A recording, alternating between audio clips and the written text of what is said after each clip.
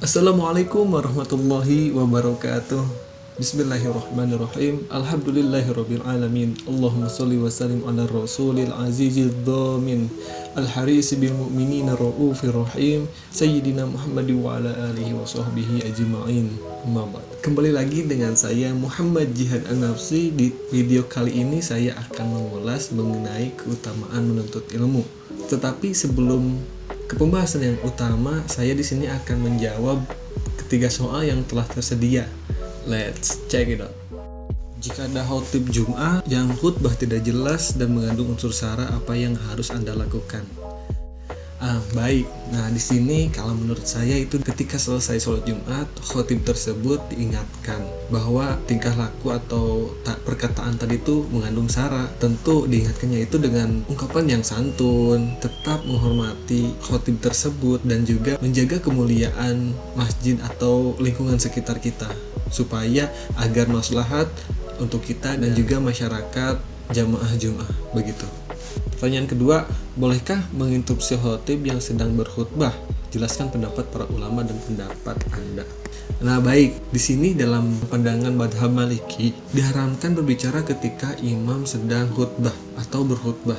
Nah, larangan berbicara ini ditunjukkan untuk semua jemaah, baik yang mendengarkan khutbah atau tidak, baik yang di dalam masjid atau di luar masjid. Tetapi jika isi khutbah imam ini ternyata mengandung sara atau ngawur, tidak jelas, seperti memuji orang yang tak layak untuk dipuji atau mencaci orang yang sebenarnya itu tidak layak untuk dicaci, maka menurut madhab Maliki larangan berbicara itu menjadi gugur. Nah, hal itulah yang dikemukakan oleh Abdurrahman Al-Jazairi dalam kitab Al-Fiqh ala Madahib Al-Arba'ah. Begitulah menurut pandangan Imam Maliki. Nah, maka menginstruksi khotib yang sedang berkhutbah ketika sholat Jumat, menginstruksi khotib yang menjelek-jelekan kelompok lain atau ngawur, itu diperbolehkan untuk menginstruksi khotib tersebut. Maka tadi disebutkan larangannya itu gugur. Ketika khotib itu dalam khutbahnya menjelek-jelekan kelompok lain, maka bisa saja diperbolehkan asalkan hal itu termasuk dalam kategori ngawur. Dan tentunya ketika kita menginstruksi khotib tersebut tentu harus didukung dengan pengetahuan yang benar. Janganlah sekali-kali dilakukan tanpa dasar kita yang kuat. Kalau menurut saya itu yang lebih baik kita setelah selesai sholat Jumat mengingatkan khotib tersebut dengan yang telah tadi saya sebutkan, dengan sopan santun, dengan tata krama yang baik dan benar, supaya kita tetap menghormati khotib tersebut dan tentunya menjaga kemuliaan masjid juga agar maslahat bagi seluruh umat atau jamaah yang hadir. Yang ketiga, dalam konteks beragama, menurut Islam tidak ada paksaan dalam beragama. Apa maksudnya? Baik, maksudnya di sini ketika kita berdakwah, janganlah kita itu memaksa agar mereka itu mengikuti ajakan kita, apalagi dengan kekerasan. Hayu, nggak boleh. Maka dari itu ajaklah manusia ke jalan Allah dengan cara yang baik, dengan sopan, dengan tata krama, etika tentunya. Nah, di sana Allah Subhanahu wa taala telah menegaskan bahwa manusia dalam beragama atau menganut kepercayaan itu tak boleh memaksa manusia lain agar manusia itu sama dengan kita, dengan dirinya. Tidak ada paksaan dalam menganut agama Islam. Sebagaimana firman Allah dalam Quran surat Al-Baqarah ayat 256, la ikraha fid din. Tidak ada paksaan dalam menganut agama, tidak ada paksaan dalam menganut agama Islam. Maka dari itu dalam berdakwah sebagaimana firman Allah Subhanahu wa taala dalam Quran surat An-Nahl surat ke-16 ayat 125 yang berbunyi, a'udzubillahi minasyaitonirrajim, ud'u ila sabili rabbika bil hikmati wal mau'izatil hasanati wajadilhum billati hiya ahsan. Inna rabbaka huwa a'lamu bima dhalla an sabilihi wa huwa a'lamu bil muhtadin. Yang artinya, serulah manusia kepada jalan Tuhanmu dengan hikmah dan pengajaran yang baik, dan berdebatlah dengan mereka dengan cara yang baik. Sesungguhnya Tuhanmu dialah yang lebih mengetahui siapa yang sesat dari jalannya, dan dialah yang lebih mengetahui siapa yang mendapat petunjuk. Seperti itulah konteks beragama dalam agama Islam. Tentu tidak ada paksaan dalam menganut agama Islam. Oke, selanjutnya yaitu pembahasan yang paling utama, yaitu keutamaan menuntut ilmu. Bagaimana sih keutamaan menuntut ilmu itu? Mari kita simak sama-sama. Let's check it out. Assalamualaikum warahmatullahi wabarakatuh. Waalaikumsalam warahmatullahi wabarakatuh. Gimana kabarnya? Baik. Gimana hari-harinya? Happy? Alhamdulillah.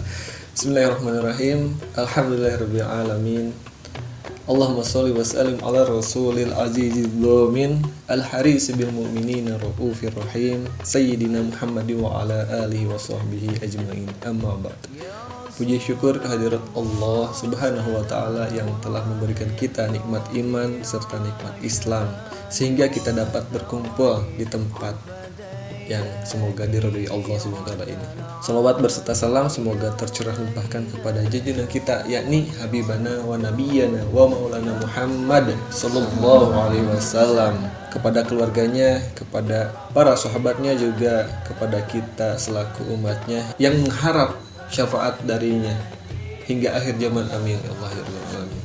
Adik-adik yang saya hormati dan saya cintai, berbicara mengenai ilmu, tentunya kita sebagai umat Islam, sebagai Muslim itu diwajibkan untuk menuntut ilmu, karena sejatinya Islam adalah agama yang menghargai ilmu. Kenapa?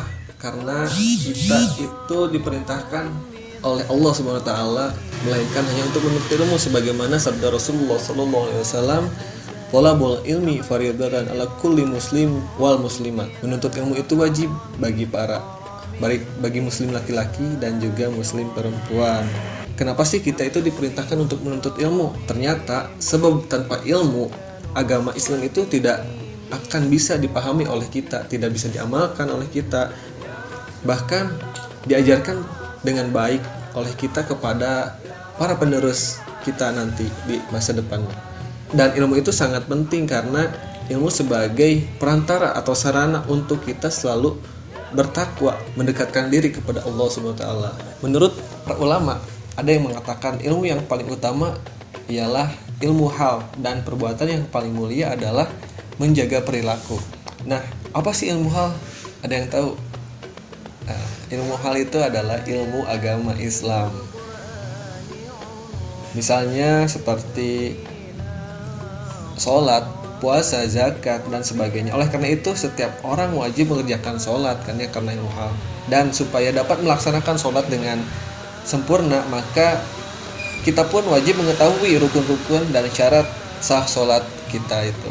Ketika kita mengamalkan amalan tanpa ilmu, itu bakal celaka. Sebab ketika kita mengamalkan sesuatu tanpa didasari dengan ilmu, kita tidak tahu arahnya kemana. Misal kita sholat tanpa didasari dengan ilmu, ketika kita takbiratul ihram langsung sujud kan enggak.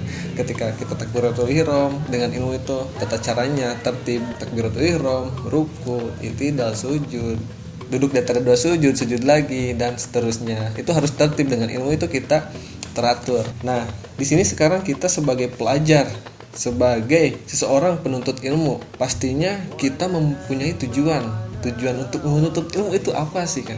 Ada yang tahu tujuan kita untuk apa? Woi, ada tahu lagi? Tujuan menuntut ilmu apa? Mengamalkan, betul. Ada yang tahu? Bisa menggapai cita-cita, mengamalkan. Tentu tujuan untuk menuntut ilmu adalah mengharap ridho Allah Subhanahu wa taala agar supaya kita bisa bermanfaat bagi makhluk lainnya, dan juga mengharap ridho Allah Subhanahu wa taala agar supaya kita sukses baik di dunia maupun di akhirat.